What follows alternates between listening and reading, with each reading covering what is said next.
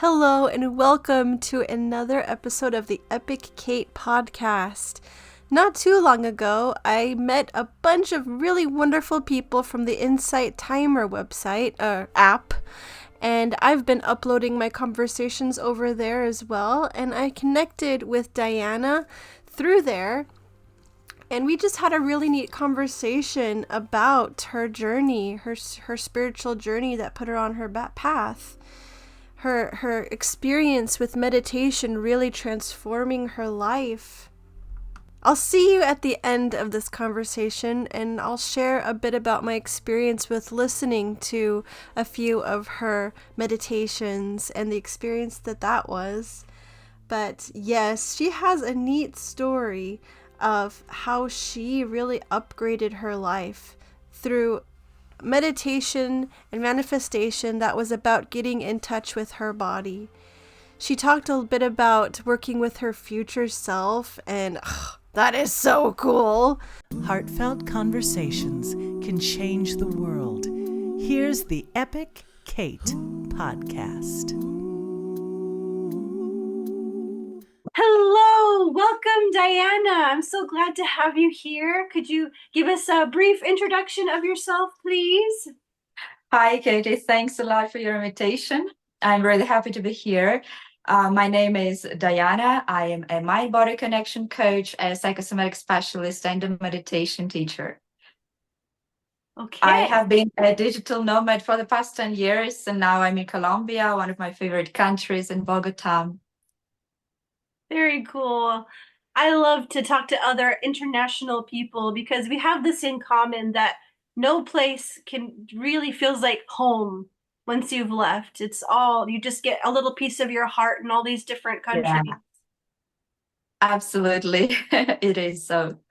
Yeah. So the thing that jumped out at me when I was reading a little, like your description is psychosomatic coach. What is that? Yeah, all right. So psychosomatics, it is a field of studies scientifically proven that connects mind and body. It is absolutely my topic, and when I discovered it myself, I was just fascinated.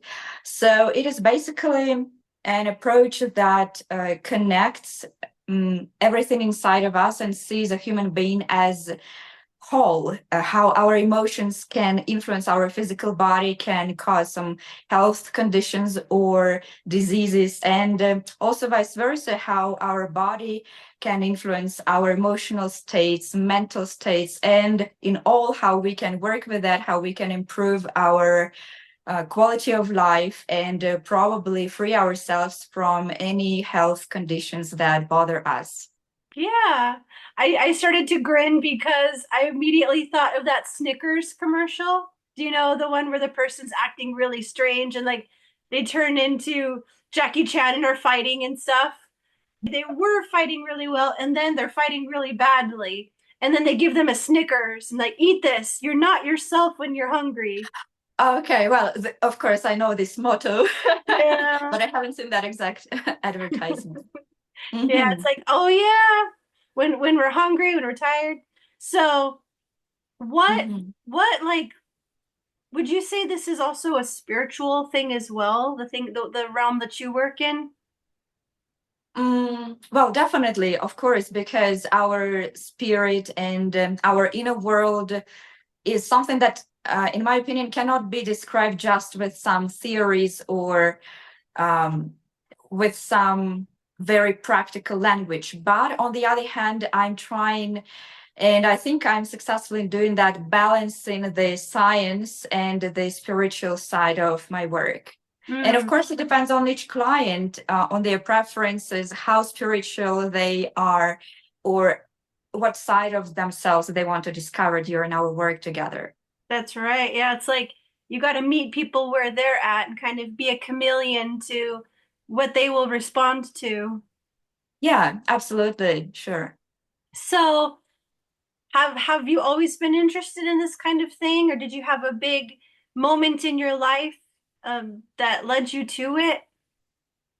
Hmm.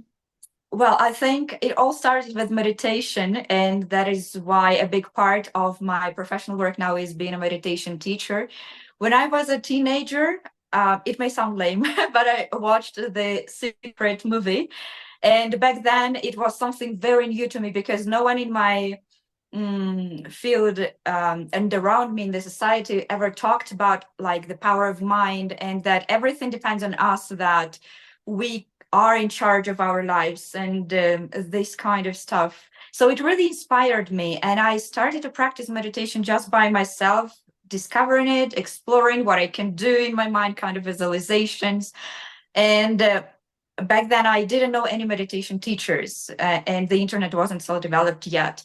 So that is how it started to me, and it was a fascinating journey, and I could see how well it serves me and how it changes my life for the better. And I would say the second turning point was during COVID times, as for many of us, I am sure, when I think it was the darkest moment of my life. And I realized that I definitely have to take a better care of myself. And I first need to ask for help. I went to therapy, and then step by step, I started to build myself kind of from the beginning. And this is where I discovered the tools and techniques to work also with the physical body, not only with the mind. And that really gave me so much more support and confidence as never before. So that is when I started to blend my mind body work, and I became with the time a mind body connection coach, which I'm so grateful to myself first for choosing this path, and for all of the teachers and mentors that taught me. So I didn't quite catch that. Which movie was it that inspired you? I think it is called The Secret. The It's Secret. yeah. So how were your experiences with meditating? Like, was it hard for you? Do you remember, or did it kind of come naturally? Yeah, I think it was very natural. It was just right, my thing from the very beginning. I always had a very good imagination, and it was always colorful inside of my world. So when I just started to sort of enhance it and experiment, and what else can I do with my mind?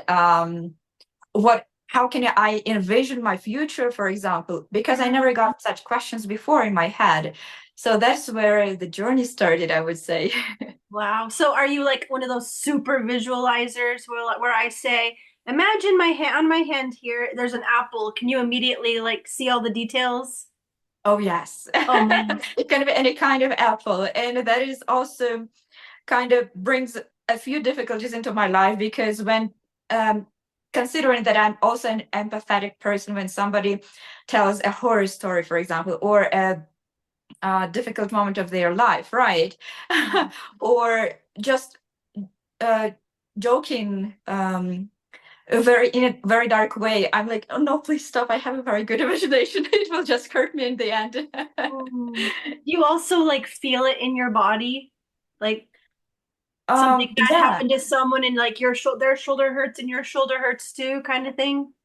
Yeah. I mean, I can control it to which degree I allow it influence me and happen to my body. Of course, it really helps with the psychosomatic sessions that I have with my clients to feel them better, to guide them better, to find the solution better together. So it has both sides. I'm very still grateful for having that. So like if they are having a hard time, because of course, as many of us know, but many of us still have yet to learn, in order to get through your pain, you have to feel it. You have to let yourself sit in the discomfort and in the Yeah. poop before you can move past that. So you can kind of maybe help them to feel it. I wouldn't say I help them to feel it, but I am always there with them, providing my support. I'm telling them, reassuring them that I have been there. I know how it feels. I can imagine how it feels for you now. And this confidence that they feel in me helps them to go deeper and to be in this pain, because sooner or later, this pain will transform into something different. It will pass.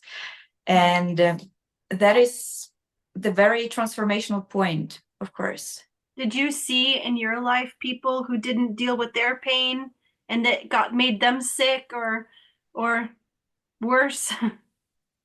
Yeah, that's very sad to think about that, because not everything, of course, depends on me, and it's No. personal people's choice.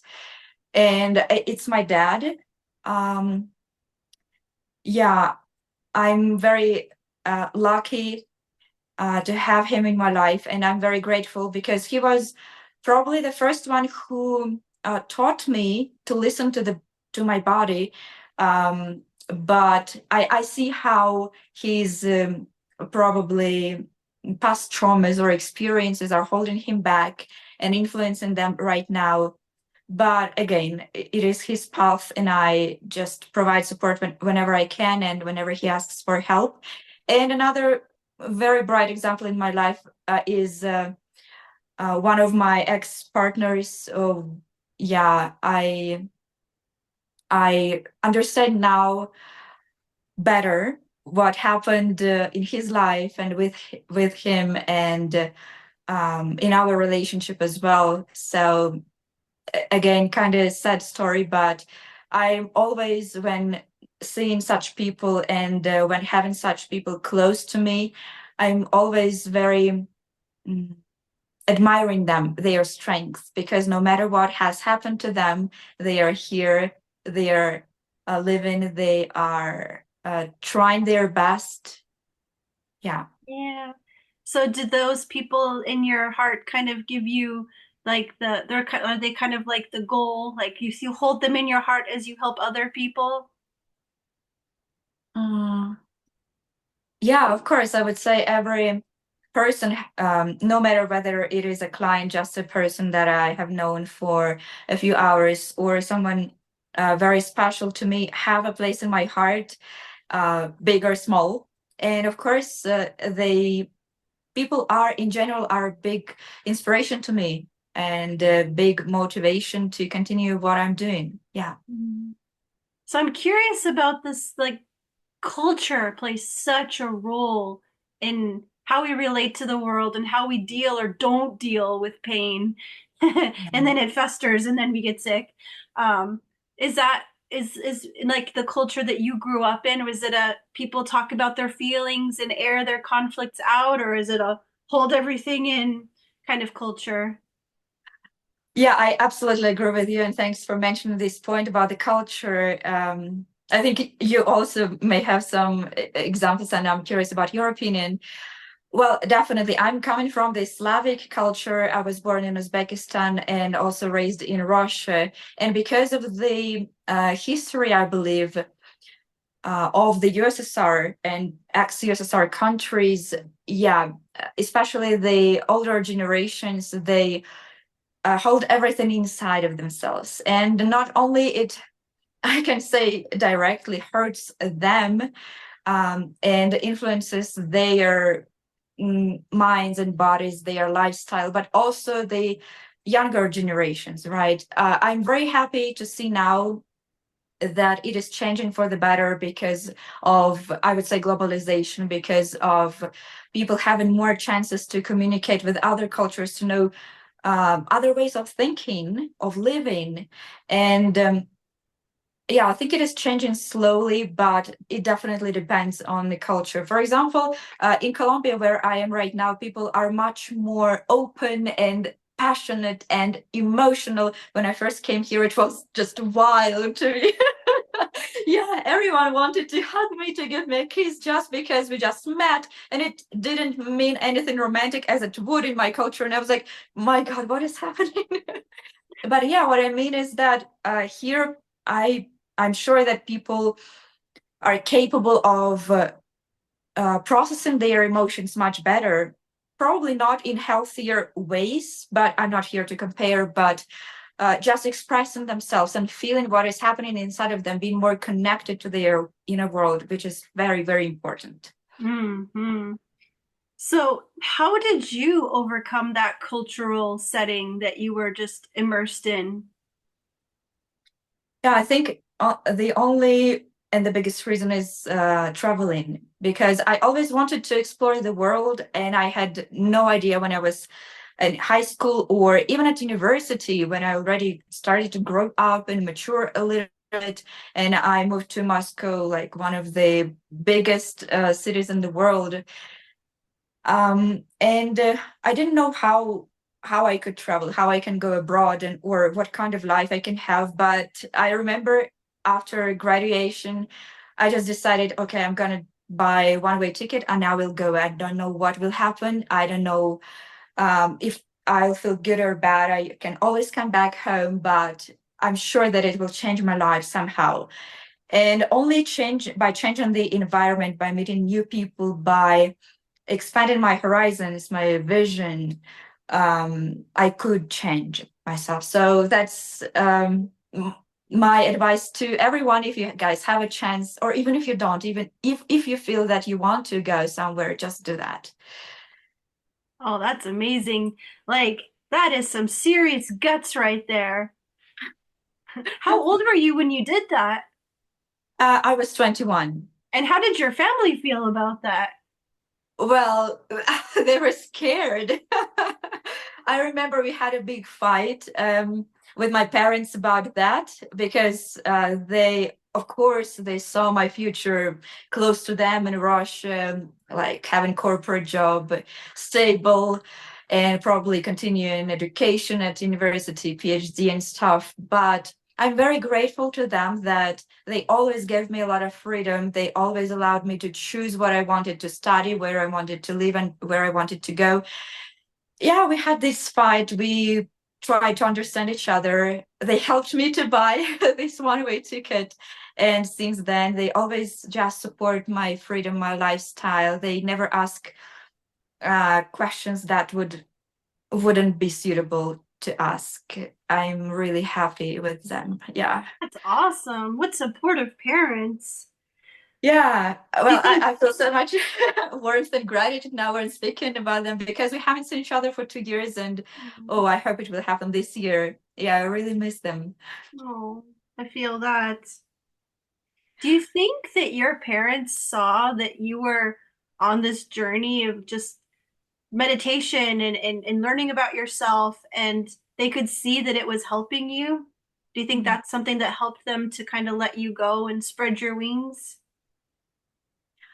Well, actually, I don't think that my parents were really aware of what I was interested in or what I was actually doing, because it is so far from their world. And again, we just didn't have points of contact to discuss it, or for me to share with them, I don't know, my aspirations regarding this topic. But I'm sure that they noticed that I was changing, and that I was becoming happier and more free, and probably more confident or rebellious in the world. Probably they just hoped that it would be better for me. Hmm. I'm not sure. I will go back home and I will ask them this question. I'd love to hear what they say, but the word rebellious just jumped out at me because the rebellion of like our generation or whatever is to be like, no, I don't want to work 900 hours a week and barely scrape by and exist and be so exhausted I have no time for art or meaning.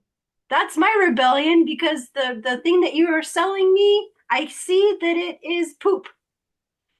Huh. Yeah, I guess it depends on culture, on perception, on examples. Because I perceive it. Sorry. oh, I Yeah. was just gonna say, yeah, because that's the American dream, work and work and work, and your bosses will get another yacht, you know. Hmm. Yeah. Yeah, I can definitely imagine that. What were you gonna say? Yeah, for me, I guess rebellious is again just changing everything, starting from scratch, choosing my path, no matter how many hours I have to work, or how I'm gonna live, or what's gonna happen, being in the unknown, but just pursuing what is inside, because that's not how most people live in my country, in my culture. Again, Yeah. And you broke free. Um, something I wrote, I've been writing down notes, and something that I wrote down was that people are lonely. People are like realizing that this way that they grew up culturally just doesn't work, that being closed off from everyone, and they don't even know how to connect. It's just, is that something that you see a lot of in your work? People being lonely and feeling lonely. Yes, yes, unfortunately. And I would say it is like a curse of the modern world. And most people are feeling lonely. And I think it is all right in the sense that it is natural, because we are humans and we shouldn't fight that. Even if it becomes too much, if it starts to hurt you or to influence your life negatively, of course, that is the point when you have to change something or ask for help. But generally, the feeling of being lonely, again, as any other feeling of emotion, it tries to tell you something probably that you have to change or adjust. And that's just a good indicator that will help you to improve the quality of life eventually. So, would you say that a big thing that you are helping people with is to kind of come to a place of neutrality about their emotions?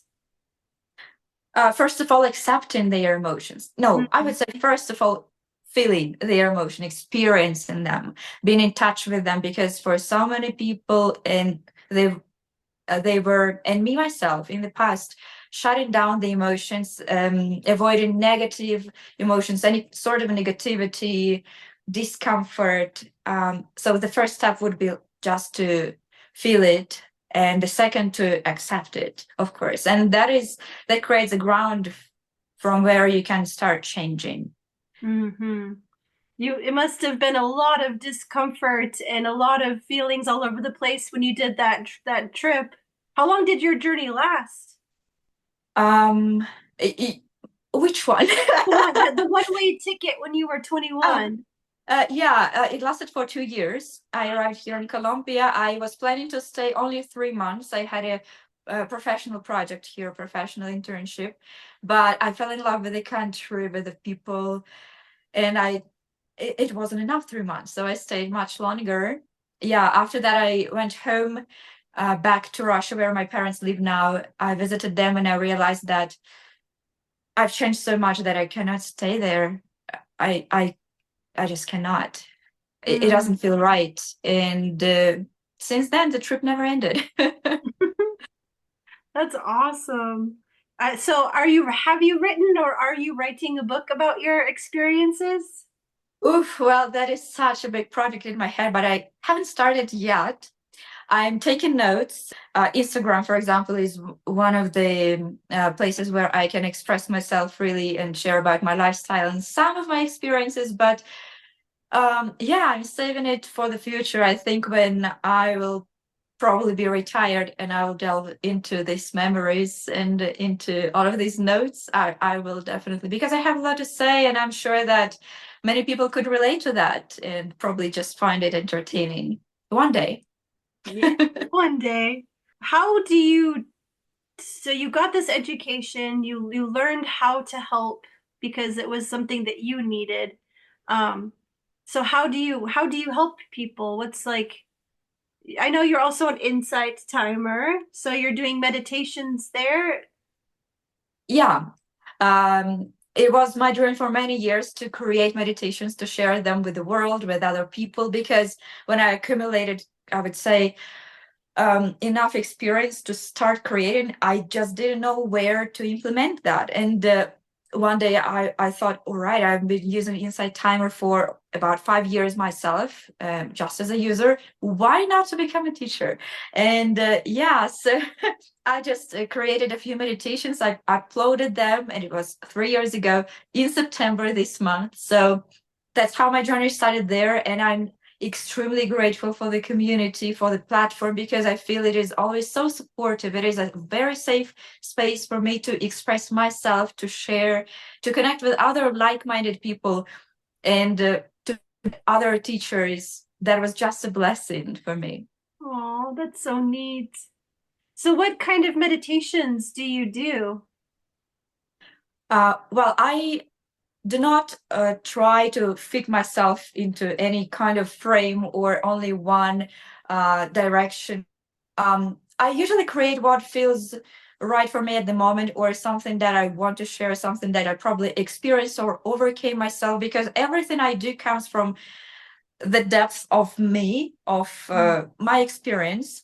And I would say mainly my meditations are focusing on the mind-body connection, working with emotions, emotional experiences, and implementing variety of tools that I possess, such as psychosomatics again, or visualization, or manifestation, embodiment, and so on. So, do you remember a specific time that you had a really amazing experience with manifesting something? Or just a really memorable time? Doesn't have to be big. It was $40,000, but yeah, one of the recent ones, I just can mention that. Well, my path with manifestation is kind of curvy, I would say. In the beginning, when I just heard this word many years back, and I started watching YouTube videos about that, or educating myself, listening to other meditation teachers. But again, as I didn't have such experience myself before, I was just trying and learning. It didn't work. I came to that again. But right now, what I can say is that manifestation is about your state, is about embodying what you want to be or what you want to have in your life. So about 2 months ago, I was really, it was a big stretch of time when I was traveling, constantly changing places, and I was exhausted of it. So I wanted just to settle down. That is why I came to Bogota, one of my homes, and just to have a peaceful life for a few months. And I was thinking that, all right, I want to upgrade my life, sort of. I want to have more like-minded people in my life. I want to meet amazing friends, and I want to grow financially. And I was like, yeah, I'm ready for that. It's time. Why not? Let's try. And I was meditating, manifesting, embodying, working with the body. And I don't know how it happened. I didn't do anything special. I mean, I didn't apply for any kind of jobs, or I didn't ask my friends for help or anything. I wasn't looking for that. But one night I received a call from my friends saying that, oh my God, Diana, they are looking for a Russian translator in Bogota. Please contact them. And that is how I got into the work project here, and I met incredible people, and the team of Russian-speaking people with whom I was working. It was everything I was dreaming about the last couple of months, and I was like, wow, thank you so much, Diana, for practicing. And yeah, after every manifestation being realized, after when you get something you really wanted, I feel I need at least a kind of a plateau, just a part of life, a couple of weeks or a month, when I'm just being and not working, not growing, just enjoying what is at this moment. So that is what I'm doing the last couple of weeks. that sounds really, that makes sense, because I think it could probably get pretty easy to get a little bit greedy, huh? Well, now I want this. Now I want this. Could be, of course, but it is also very I cannot say maybe tiring, but it demands a lot of your work and time and energy, of course, and it cannot always go up and grow. We need different periods in our life to solidify the experience, so it will not just pass you through, and you will not be at the previous point again. So you will have a stable ground, you will construct something new for yourself, you'll grow confidence at this level of your life, and then you can already have new energy to invest into something new. Oh, that makes sense. Nice. So, what kind of community have you built? Do you also do live streams on Insight Timer? Yeah, right. I'm not constant with that, not regular, unfortunately, because of my lifestyle, but 2, 3 times a year, I have the stretches of time when I go weekly online with various topics. And last year, it was the mind-body connection. We were discussing various aspects of it. This year, I am concentrating on the topic of connection and exploring various aspects of it. And why I chose this topic, just because I feel I want that. I want to connect to more people online and offline. And I know that many people are striving for that too. And I have had a positive feedback that it is necessary for the listeners, for the ones who join and participate in live events. So yeah, right now I am in this part of my series. Awesome. Yeah, because connection is the answer to loneliness that we don't have. Absolutely. Like, we aren't meant to do it all ourselves. Like, Yeah. it's good to learn how to be alone with yourself and not have to have influences in your mind all the time, but to be able to be quiet with yourself and be content. But but when you're ready to pursue your dream, then you're gonna manifest and vibrate in the people that are gonna help you with your dream, the people that are gonna call you with the job, the dream job. Like, Absolutely. Right. I totally agree with you. Um, of course, it is very important to feel comfortable with yourself for anyone, whether it's introvert or extrovert. Um, but we are social beings, and it is okay. It is good.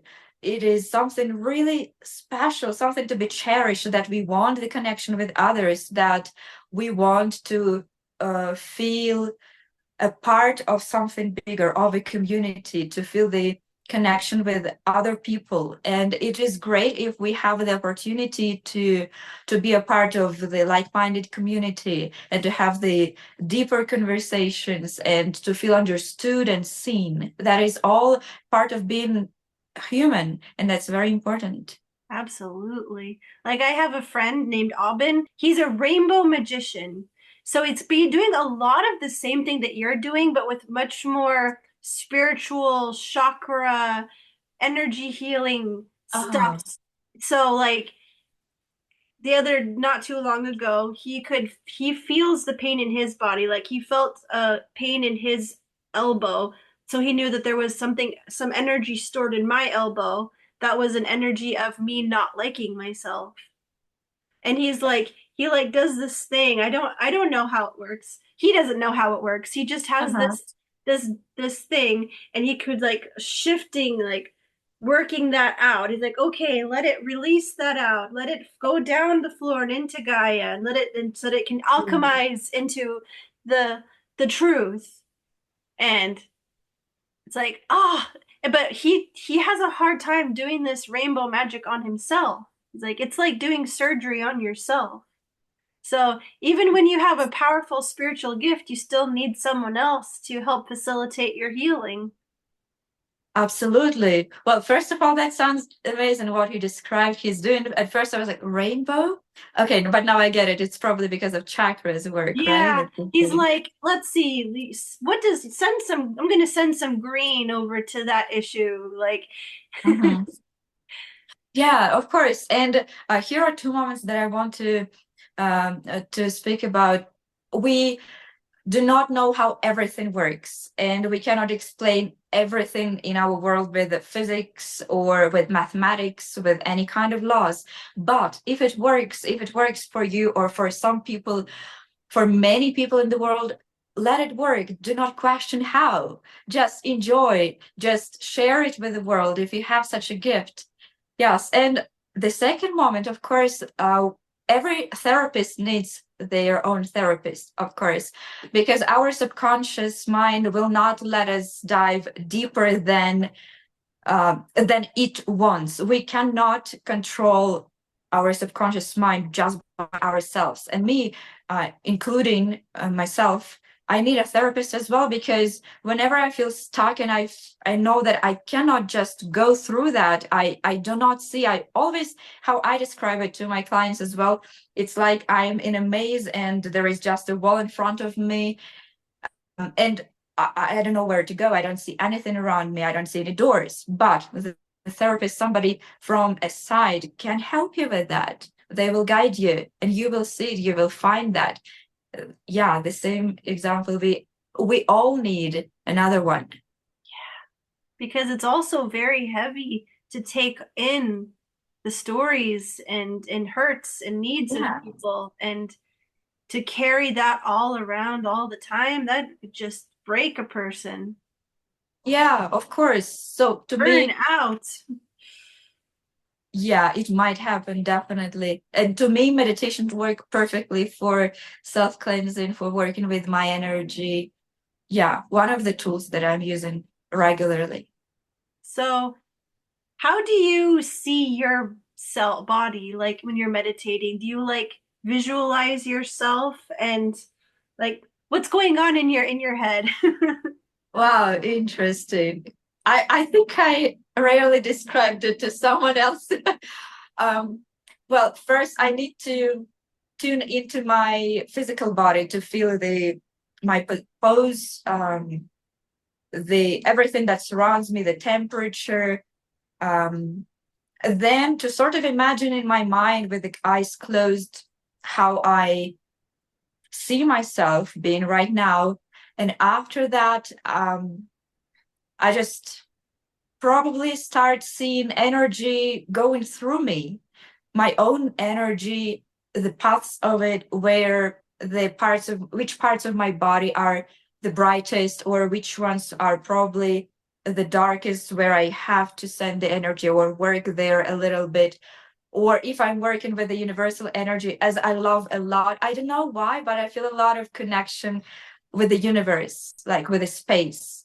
And probably, I have no idea, but probably it's because I'm Libra by sign, and it's the air sign. So maybe it's an explanation, but again, I don't know why or how.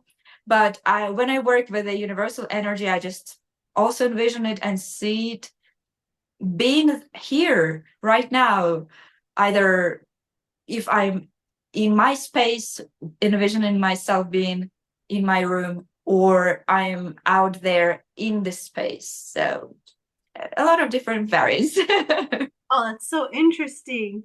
So, have you ever, while you're flying through space and meditating and stuff, have you ever like met beings or your higher self or had conversations?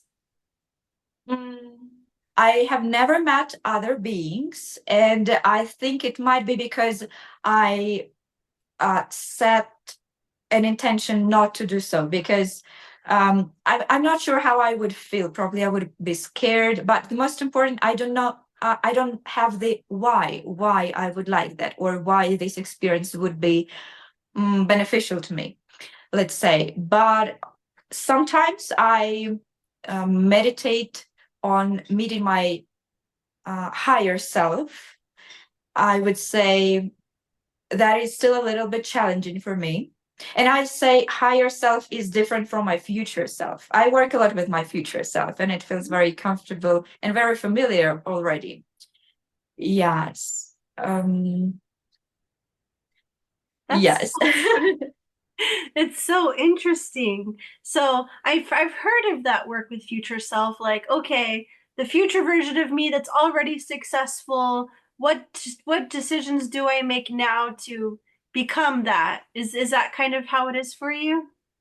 Yeah, absolutely. It is not only seeing the pictures of the future you in your mind, but also sort of traveling in time, letting your imagination run so wild that you are either in a movie. For different people it works differently, but for me, that I am in an ideal space, in an ideal world, and anything I want can happen there, and I let myself see it, I let myself be there.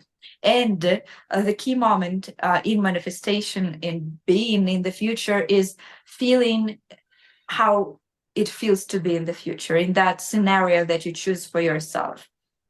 And letting your mind let go of control, let go of the known. This is what a lot Dr. Joe Dispenza talks about. I really love his works and meditations.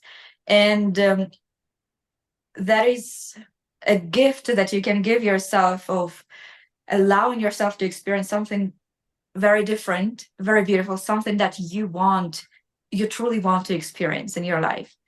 And the next part will be just getting back to this embodied experience as often as you can, and trying to, as you mentioned, making new decisions or seeing the world and your life through the lens of this future, let's say, ideal you. That is where the changes will come from. And to me, again, it is not something very metaphorical or extremely spiritual. It is how our brain works. It is how we literally can change the patterns that we use and follow in our daily life. And this is how we can change ourselves. Yeah, I mean, like, you changed the pattern of the cultural conditioning that you were made in. Yeah, absolutely. And you're making your conscious choices, new choices that are based on what you want, on what you want to have in your life, but not what society does or tells you, not what you've been doing in the past or how your family lived and so on. This is where you have to take accountability for your life, to actually not only understand, but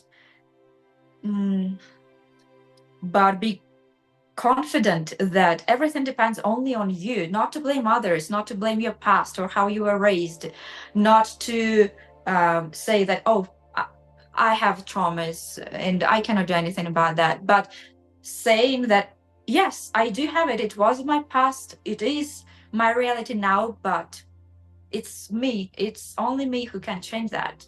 And you can. Nice. It's so interesting. I love to hear your passion for what you're doing. And thank you so much. It's so wonderful how you're using this passion and these experiences to make the world a better place. Oh, I really hope that I make a difference in the world, because as I have such experience in my life and I know that it works, I want more people to know about that, more people to experience it, to be happier, to build healthier relationships, to build a better world for ourselves. Yeah, I wish one day I'll have bigger influence just because of that, to see the world more beautiful around myself. Because of course I'm partly doing it for myself. I want to live in a very transformative and very passionate and very positive and optimistic world. Yeah. And I love that there's so many different gifts and so many different paths out there, and that people just go with what resonates with them. And they're like, oh, that's going to be the thing that's going to help me go forward. So how can people get a hold of you and connect with you? I'll put all your links in the description. So is there anything else you'd like to say about people connecting with you? Well, I'm always saying it in my live events and in my coaching. I'm always open for new connections. And if you guys if you guys need a hand, literally, I can be that hand for you virtually. I am always open to share advice or recommendations, but only when people ask for that. And if you guys just want to connect, to stay in touch, please subscribe to my Instagram. It's Lifestyle of a Digital Nomad. I'm sharing also my professional path there. And if you're interested in knowing more of what I'm doing, Insight Timer is a great platform to start. Yeah, I want to check out one of your meditations after we're done here. I would recommend you the Future Me meditation. It's one of the recent ones. I hope that you'll enjoy that. Is it premium or is it free? Because I don't have premium yet. I believe it is free. Yeah, it is. Mhm. Awesome. Is there any last thing that you'd like to say before we close? Well, I want to say big thanks to you for all of your questions, for your energy. You definitely inspired me to open up, and I felt very understood, seen, and very comfortable sharing here. So thank you so much, Katie. Aw, thank you. It's a pleasure to talk to you. So the way that I end my conversations is I give hugs. Oh, I love that. Thank Right. you. Thank you so much. I'm curious about your journey with meditation and how you experience it. I would love to hear about how it has affected your life and what you've gotten out of it. And I would like to encourage you to get onto the Insight Timer app because it is pretty dang cool over there. You're not inundated with ads and things, and it's just a really safe feeling space. So my experience with listening to one of her meditations was that it was just so calming. I felt so peaceful, and I want to listen to it again and get more out of it because it was honestly so relaxing and peaceful that I think I had a power nap that my body really needed because I had terrible sleep last night.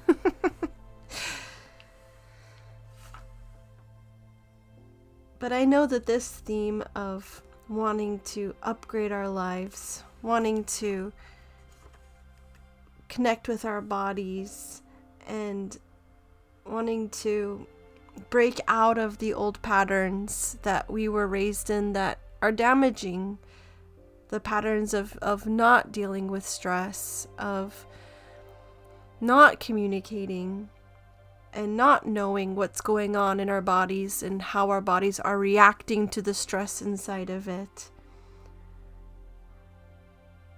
Something that was said that I wrote down that stuck out to me was embodied experience. I don't know. That just feels like a meaningful combination of two words. But thank you so much for listening, for spending this time.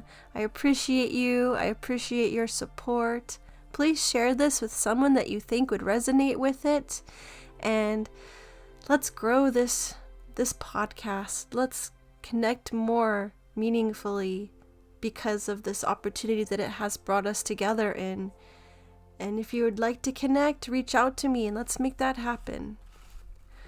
Thank you. Hugs. I'm so glad you're still here. Please like this video, share it with a friend, and be sure to subscribe. Bye.